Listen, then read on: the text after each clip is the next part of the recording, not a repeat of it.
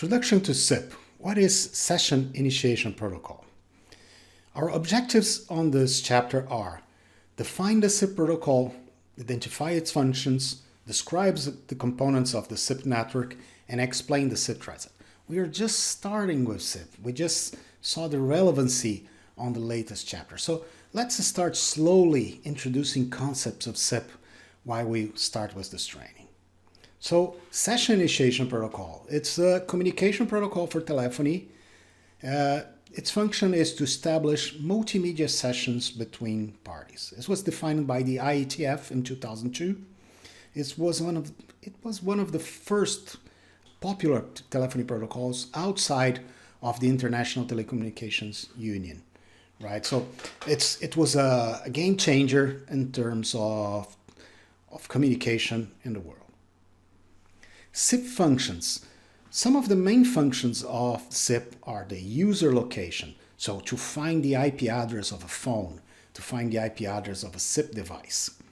User availability, to know if the phone is available or not, right? If the user is registered or not. User capabilities. Are we going to use video and voice, only voice? Session setup, to start a call. Session management, to change the call. Change to video, remove video, finish the call. So session management, it's whatever happens after the call is established. Let's see a little bit of user location availability. So to implement the user location, we used a method called the register. So the phone registers to a server, right? And in the contact, the phone informs his IP address right here, right? So we inform this IP address to the location database. Now the SIP server knows the address of each phone in the network and also if the phone is available or not. You can see here that we have an expiration. So after 3600 seconds, the user is not available anymore, right? You can change this value if you want. You can change to a lower value like 120. So in 2 minutes, if you don't receive any register, the user is not available, right? So that's the idea of user location and availability. This is one of the main functions of SIP. User capabilities, session setup, and session management. So to start a session, the phone A in this case sends an invite. On this invite, it sends its own capabilities. Hey, I want to start this call. I have voice and I have video. I'm going to use the coder G711 for voice. I'm going to use the coder H264 as an example for video. And I want to exchange DTMF, dual tone multi-frequency, using named events. So I send this invite. This invite traverses a network of proxies and goes to the user B. And the user B, in the RFC, they love to Alice and Bob. I should have used Alice and Bob here. Okay. In the user B, it sends back a 200 OK. In the beginning, the 180 ringing, so the supervision signaling saying, hey, the phone now is ringing.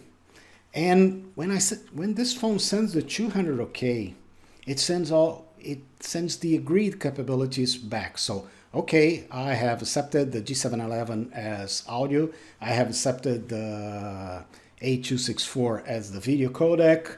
My addresses to connect the media are this ones. So after this negotiation that is done using the session description protocol, the call is established. And after the call is established, a media session starts between each of these users, each of these peers, right? The phone sends an ACK, say he acknowledges the call is now started. And now the phones can manage the session. How they manage? They can send a new invite saying, okay, I don't want a video anymore. So the other side will replace, okay, let me remove the video, and the user agent, we're going to remove the video. So in the middle of the call, you can add or remove video. And bye is the end of the call. So these are the session setup and session management capabilities. User agent client and user agent server. This is also very important. We are going to use a lot of these expressions. User agent client and user agent server. User agent client is the entity starting a call, right? The one sending the first invite. And user agent server is the entity answering a request. It's better to say request instead of call, because you can send a refer request, you can send an info request. There are many requests on SIP, not only invites. Invites, they're the ones used to start a call. So user agent client starts the call, user agent server answers the call. These are the main SIP components, the components of a SIP network. So let's start. In the middle of the network, we have the proxy server or the register server or redirect server. Sometimes all these functions made on a single server. This server is the one receiving all the requests, all the invites, and all the registrations. For the registrations, he can process the registrations and save the locations in a database. For invites, he can proxy this request to the right destination. So it's a signaling protocol. The media always goes directly from each entity here, right? This is something a little bit different than what you're used to. So in the SIP standards, all the media is peer-to-peer. Okay, you're going to see in my server, the media goes through the server. Okay, no problem. If you have a back-to-back user agent, that usually most PBXs are back-to-back user agents, you have a user agent server receiving the call from a phone and a user agent client starting a call to the PSTN. In this case, in the back-to-back user agent case, the media usually traverses the proxy. Sorry, usually traverses the back-to-back user agent. There are some servers such as Asterisk where you can put direct media equals yes. So if they can have direct media, they will use direct media in this case. But on the SIP standard, you don't have the back-to-back user agent. If you look in the RFC 3261, we don't talk about back-to-back user agents. The center of the SIP network is a proxy, right? Okay, I have an OpenSIPS server and my media traverses through the server. Okay, if you're using a SIP server, you can also use an RTP proxy server.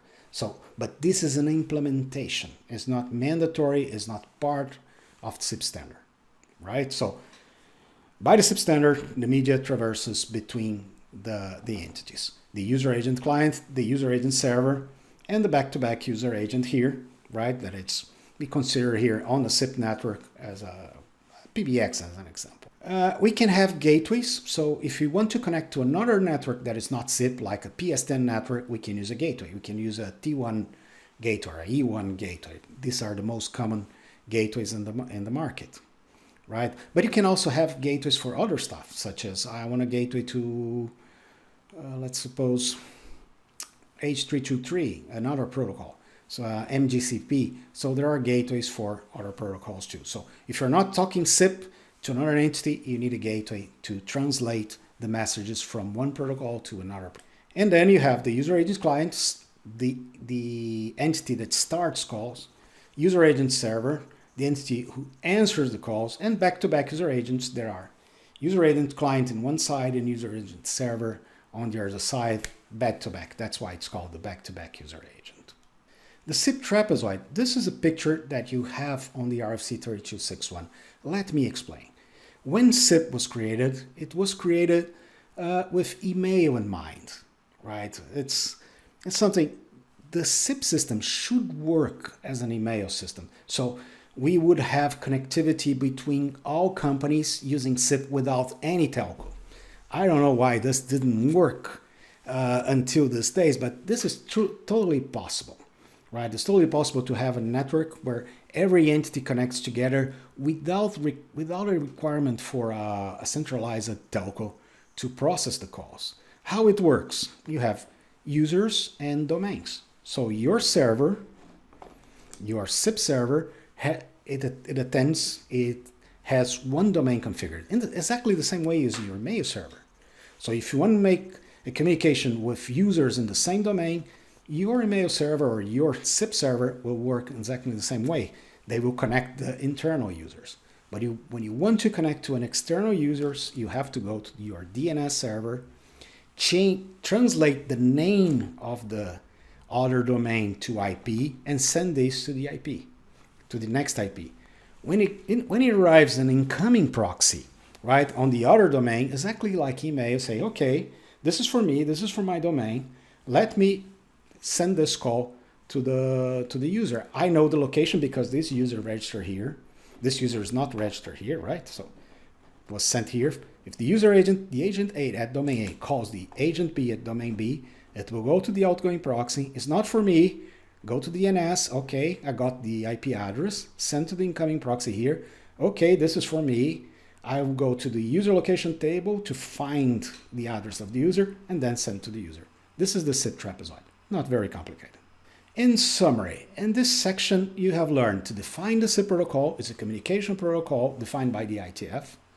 Identify its functions. So the main functions: user location and user availability, session setup, management, and exchange of user capabilities.